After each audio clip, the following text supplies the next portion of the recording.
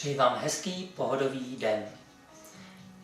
Jmenuji se Eduard Jaroš a jsem přesvědčen, že tento můj necenzurovaný shot vám přinese odpovědi na mnohé vaše otázky z oblasti politiky v České republice.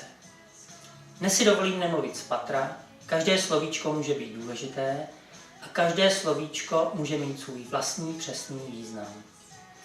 Chtěl jsem se podívat, jak jsme na tom s politickou kulturou a korupcí našich politiků. S mým heslem na transparentu souhlasily stovky, spíše však tisíce lidí při komunikaci s nimi po celé Praze. Žádný nebyl nesouhlasný. To mi dávalo určité oprávnění si ověřit, jak se k problematice korupce politiků v České republice postaví naše 3 největší televize, náš i zahraniční tisk a především pak samotní politici. V prvním shotu na YouTube jsem stál před vchodem veřejnoprávní televize ČT.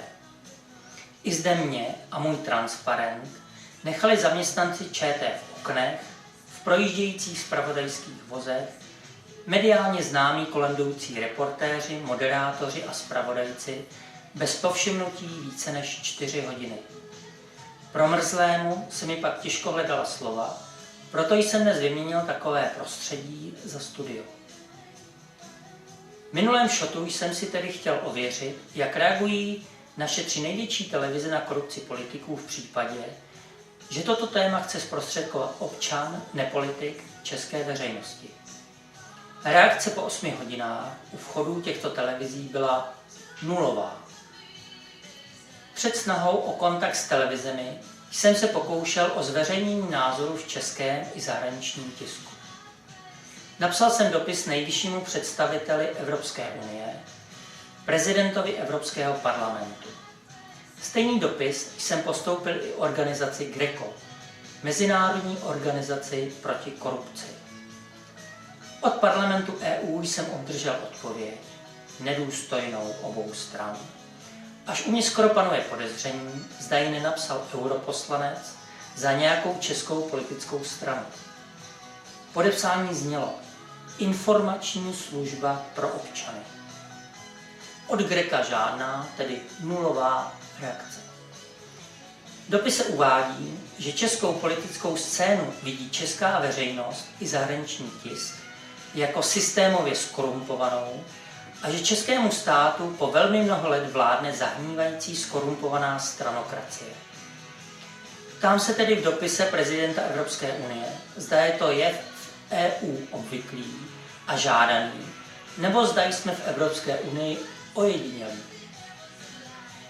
To vše při současné skutečnosti a znalosti toho, že vládě a poslancům věří pouze 1 člověk z 10 a s celkovou politickou situací jsou spokojeni pouze 4 lidé ze 100. Politici v České republice nemají úctu ani podporu občanů. Bohužel, stále jim však za naše peníze dovolíme přežívat. Dopis prezidentovi parlamentu Evropské unie, kromě GRECA, obdrželi české i zahraniční noviny, Hospodářské, Lidové, Mladá fronta, Právo, Respekt a další, a také The Economist, Die Welt, Figaro, Le Monde a další. Současně byl zaslán do našich televizí doporučeně navíc panu Moravcovi a panu Krausovi. U všech nulová reakce.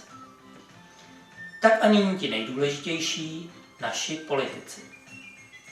Jak reagovala elita českého národa, kterou si platíme ze svých peněženek, a to na úkor lepších aktivit a studií našich dětí, na úkor našeho lepšího bydlení, dovolených a dalších potřebných i příjemných věcí v našem životě. A musím říci, že na poměry současné finanční krize a úrovně života většiny lidí si je platíme věru dosti štědře.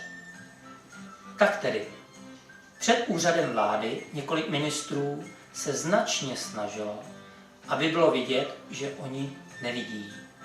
Tedy žádná nulová reakce. U poslanecké sněmovny prošlo kolem asi 30 poslanců, ministrů a exministrů a nejvyšší odborářský boss. Kdyby to šlo, nejraději by podlezli asfalt kolem mě. opět, tak asi po 4, spíše 5 hodinách, jsem si slušnou formou řekl o reakci. Pouze 2 poslanci velké politické strany reagovali. Oba souhlasili, že je pravda, že nás politici podvádí a okrádají, ale nevědí, co se s tím dá dělat. Napadlo mě, že budeme muset o řešení požádat paní na veřejných záchodcích, pana průvodčího nebo paní doručovatelku. Mimochodem, jejich práce, pokud ji dělají dobře a k tomu poctivě, zdůrazňuji poctivě, si vážím. A to určitě více než práce a výsledků práce politiků za mnoho a mnoho let. Ještě velmi krátce k těm 2 poslancům. Jejich jména neuvedu. Nebojím se toho, ale bylo by to nefér minimálně z tohoto důvodu. Jsem přesvědčen, že pokud by bylo možné znát reakce i všech jejich kolegů, patrně bych se dočkal toho podobného anebo toho stejného. Ten první sdělil, že se to v jeho straně ví, že těch slušnějších je menšina a ostatní je vždycky přehlasují a že se s tím svinstvem nedá nic dělat. Ten druhý také šokoval mě i lidi, kteří na ulici poslouchali, ale ještě mnohem více. Řekl mi, pane, co byste chtěl, to je realita. To je realita v celé Evropě. Tak co byste chtěl od nás? Krade se všude a vy čekáte, že to bude u nás jinak. Jo, to je realita. Co myslíte, lidi, co mě posloucháte, nehovoří toto již za vše? Znovu se mi vybavuje, co jsem řekl vymrzlý v minulém shotu na YouTube. Teď v teple to snad bude lépe srozumitelné, když se mi lépe hledají a vyslovují slova. Řekl jsem názor, že ve vedoucích a řídících pozicích tohoto státu by měla být logicky elita českého národa. A velmi mnohý názor je, že ve vedoucích pozicích, dokonce těch velmi vysokých, sedí skorumpovaní zloději a amatéři. A ještě jsem řekl jeden rozšířený názor. Nechovají se snad mnozí, dokonce velmi mnozí politici na vysokých postech hůře než rodiče od sela?